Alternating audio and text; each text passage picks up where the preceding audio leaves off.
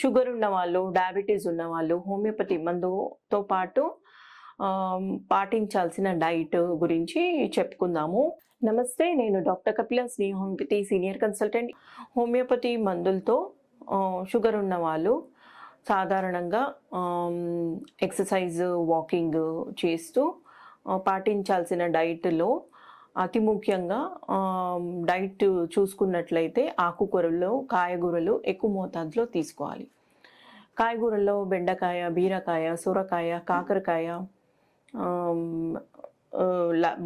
లాంటివి తీసుకుంటూ మన పప్పులు,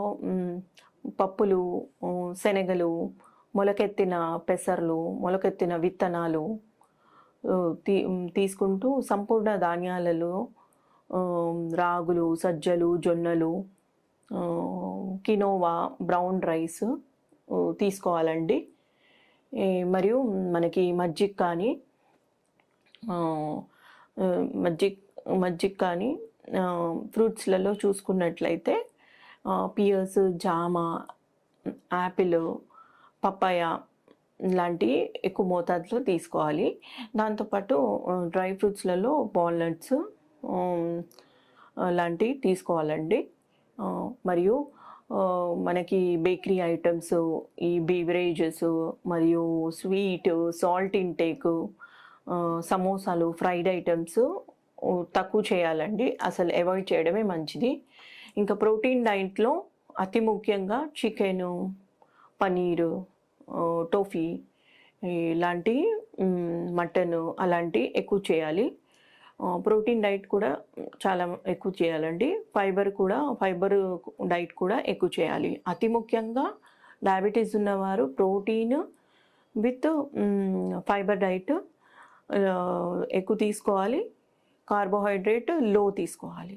అలా చేసినట్లయితే గ్లైసెమిక్ ఇండెక్స్ పెరగదండి. దాంతోపాటు కొన్ని హోమ్ రెమెడీస్ కూడా వాడినట్లయితే మంచిది. అందులో భాగంగా మెంతులు 1 గ్లాసుడు నీళ్ళలో 1 టీ స్పూన్ మెంతులు ఓవర్ నైట్ సోక్ చేసి రోజువారీ ఎంప్టీ స్టమక్ తీసుకోవాలండి, ఉదయాన్నే లేవగానే.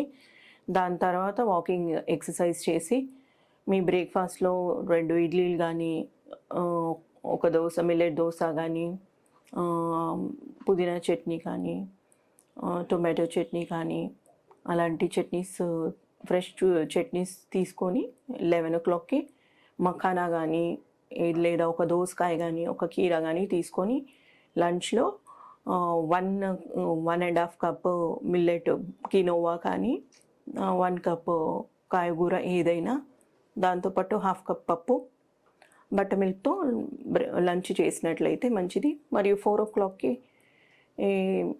ముందుగా చెప్పుకున్నట్లు స్ప్రౌట్స్ కానీ ఏదైనా ఫ్రూట్, జామ కానీ తీసుకొని 7కి ఒకటి కానీ 2 పుల్కాలు, దాంతోపాటు 1 కప్ కర్రీ, కొద్దిగా ఏదైనా ఫ్రూట్ తీసుకొని మన డైట్ కంప్లీట్ చేసుకోవచ్చు. ధన్యవాదాలు.